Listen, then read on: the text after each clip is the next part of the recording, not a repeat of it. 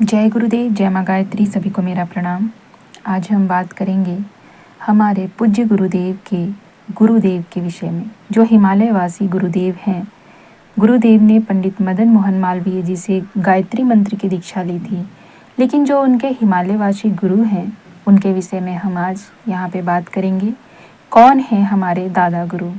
हाँ जी, हम पूज्य गुरुदेव के आध्यात्मिक गुरु यानी हिमालय वासी गुरु को ही दादा गुरु के नाम से जानते हैं। तो आज हम उनके विषय में ही जानेंगे कि दादा गुरु कौन है, उनकी क्या सामर्थ्य है, उनकी क्या आयु है, वो कहाँ रहते हैं। इन सब विषयों पर बातें करेंगे और इससे हम यह भी अनुमान लगाएंगे कि ऐसे गुरु का शिष्य कैसा हो सकता है। यानी कि जो दादा गुरु हैं उनके विषय में जानकर आपको ये आभास हो जाएगा, आप ये समझ पाएंगे कि दादा गुरु के शिष्य यानी कि हमारे परम पूज्य गुरुदेव जी भी अपने गुरु के समकक्ष ही होंगे, क्योंकि गुरु सदैव अपने जैसा ही शिष्य ढूंढता है, जिसमें वैसी ही पात्रता हो। ऐसे शिष्य की तलाश गुरु को भी रहती है।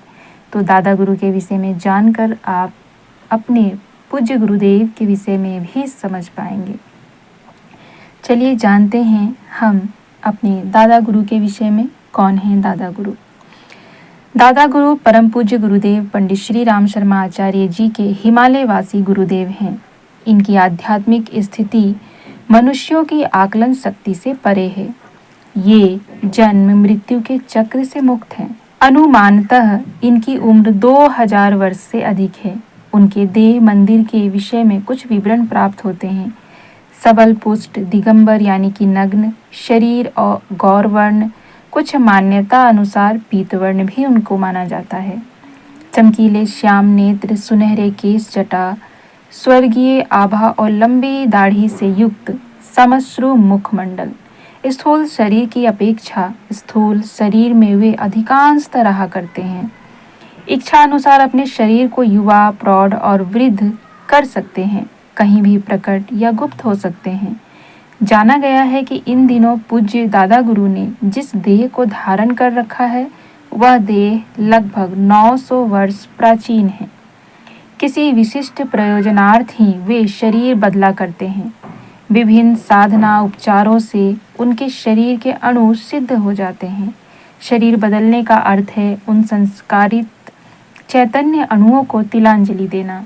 अतः जब तक उनका शरीर कार्य करता है वे उस शरीर का उपयोग करते हैं, अर्थात संभाले रखते हैं। उनके लिए भूत, भविष्य, वर्तमान की लौकिक अवस्था आदि का कोई संबंध नहीं है। वे सदैव ब्रह्म चैतन्य में रमण करते हैं। हमारे पूज्य गुरुदेव ने एक समय कहा था, ब्रह्मर्षि मुनि विश्वामित्र तथा श्री श्री महाअवतार बाबा जी हिमालय वासी स्वामी सर्वेश्वरानंद जी के ही स्वरूप हैं। हिमालय के दुर्गम क्षेत्र में पूज्य दादा गुरु का निवास है। वह स्थल सिद्ध लोक अथवा अदृश्य संसद नाम से प्रसिद्ध है। यह क्षेत्र विश्व की सर्वाधिक उच्चतम पर्वत श्रृंखला गौरी शंकर तथा कंचनजंगा के मध्य कहीं स्थित है। उच्च आध्यात्मिक स्थिति के साधक, ब्रह्मवेता, सिद्ध ऋषि और परमहंस स्तर की आत्माएं यहाँ निवास करती हैं। मुंडोपनिषद ग्रंथ के अनुसार इस क्षेत्र में सूक्ष्म शरीरधारी आत्माओं का एक संघ निवास करता है। श्रीमद् भागवत ग्रंथ के 12वें स्कंद के 2वें अध्याय में इस क्षेत्र को सिद्ध पुरुषों का निवास स्थल चिन्हित किया गया है। इनका केंद्र हिमालय प्रदेश के उत्तराखंड में स्थित है। इसे देवात्मा हिमालय कहा जाता है। यह स्थूल जनसंसर्ग शून्य है, जहाँ स्थूल शरीरधारी व्यक्ति सामान्यतः नहीं पहुँच पाते हैं। श्रीमद् भागवत के 10वें स्कंद में देवर्षि नारद आदि ऋषियों के इस स्थल पर आने और सृष्टि विचार करने का उल्लेख प्राप्त है। पृथ्वी पर जब भी कोई संकट मंडराता है तभी यह सभी दिव्य संत यहाँ बैठकर गोष्ठी करते हैं और सूक्ष्म जगत में संतुलन के लिए विचार करते हैं। हिमालय में इसी तरह के और भी क्षेत्र हैं, जिन्हें अवलोकित क्षेत्र, सिद्धाश्रम, ज्ञानगंज, कैलाश तथा संबोधि जैसे नामों से जाना जाता है। यमुनोत्री ग्लेशियर से नंदा देवी तक विस्तारित देव भूमि हिमालय के विषय में अनेक ग्रंथों में अनेक सिद्ध साधकों द्वारा प्रसंग लिपिबद्ध किए गए हैं। तो ये थी कुछ बातें जिससे हमने जाना कि हमारे दादा गुरु कितने वर्ष के हैं, वो कब कब अपने शरीर को किस प्रकार के रूप में ढाल लेते हैं और कब कब वो व्यक्तियों के समूह के बीच में आते हैं, कहाँ रहते हैं, इन सब विषय में हमने जाना। अब हम जानते हैं कि पूज्य गुरुदेव किसके समक्ष प्रकट होते हैं। पूज्य दादा गुरु समष्टिगत हित हेतु ही सुपात्रों के समक्ष अपने दिव्य स्वरूप को प्रकट करते हैं और जगत के उद्धार के लिए यथाकाल स्पंदन भेजते रहते हैं। संसार को उसकी वर्तमान असंतुष्ट स्थिति से उन्नत अवस्था में ले जाने के लिए और वर्तमान युग की जटिलताओं को दूर करने के लिए आध्यात्मिक पुनर्जागरण हेतु हिमालय की अदृश्य संसद द्वारा साधन जनित दिव्य दृष्टि संपन्न ऋषिगणों के साथ पूज्य दादा गुरु ने युग निर्माण योजना रूपी इस विधान का प्रकटन किया और इसके सूत्र संचालन के लिए अपने अनन्य शिष्य हमारे परम पूज्य गुरुदेव श्री पंडित श्री राम शर्मा आचार्य जी को चिन्हित किया। परम पूज्य गुरुदेव अपने हिमालयवासी गुरु को मार्गदर्शक सत्ता अथवा गुरुदेव कहा करते थे। पूज्य गुरुदेव ने अपने हिमालयवासी गुरुदेव के प्रथम दर्शन 1926 में आगरा जिले के छोटे से गांव आवलखेड़ा में अपने घर की पूजा की कोठरी में किए थे।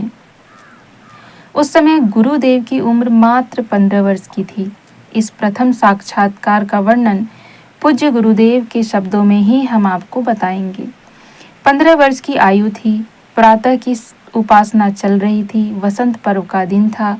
उस दिन ब्रह्म मुहूर्त में कोठरी में ही सामने प्रकाश पुंज के दर्शन हुए। प्रातः गायत्री जब समाप्त कर समर्पण की मुद्रा में हाथ जोड़े ही थे कि कोठरी में आंखों को चकाचौंध कर देने वाला दिव्य प्रकाश छा गया।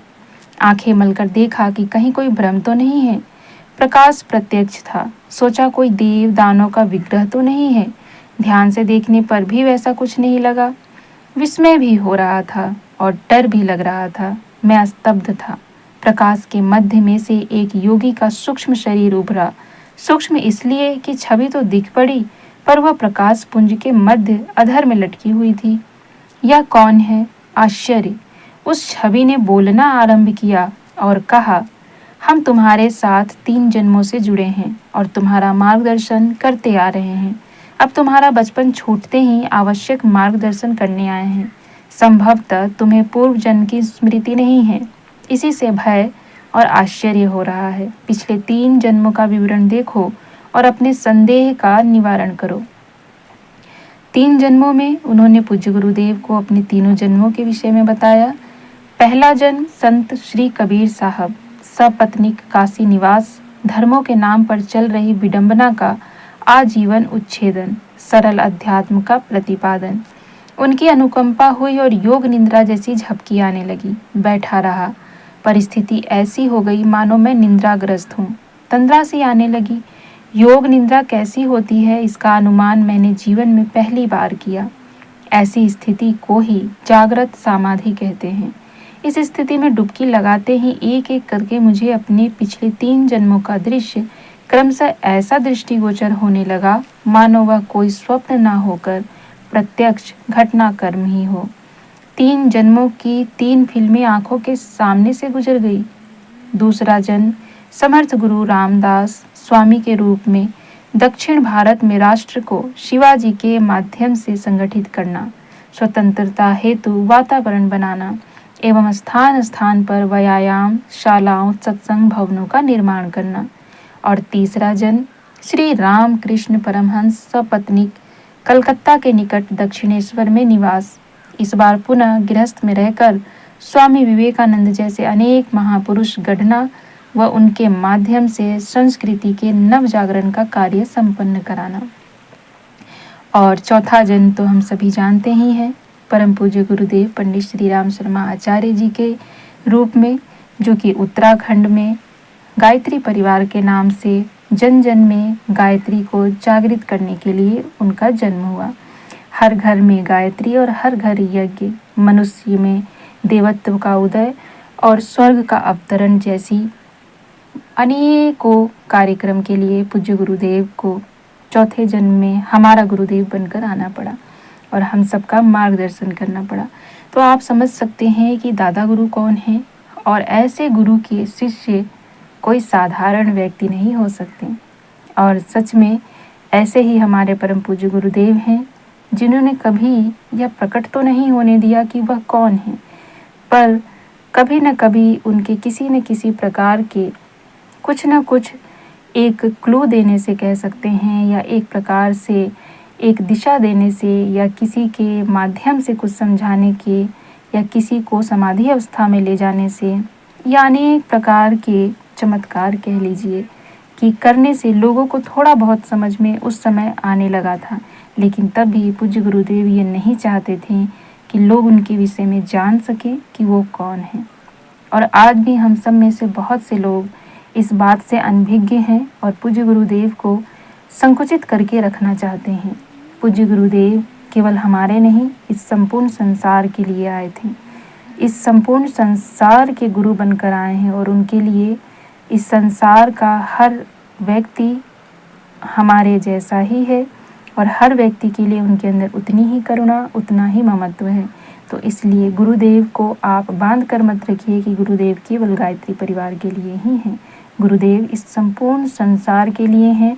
जैसे कि महाकाल संपूर्ण संसार को संभालते हैं, ठीक वैसे ही हमारे गुरुदेव इस संपूर्ण संसार में सूक्ष्म रूप से अपने कार्य को कर रहे हैं, और हर जगह हर एक व्यक्ति को उन्होंने खड़ा कर रखा है जो कोई न कोई कार्य उनका पूरा कर रहा है। जरूरी नहीं कि वह गायत्री परिवार से ही हो, वह धर्म का कार्य कर रहा हो, अच्छा कार्य कर रहा हो, समाज सेवा कर रहा हो, वह पूज्य गुरुदेव के स्वप्नों का ही शिष्य है। जय गुरुदेव, जय माँ गायत्री, सभी को मेरा प्रणाम।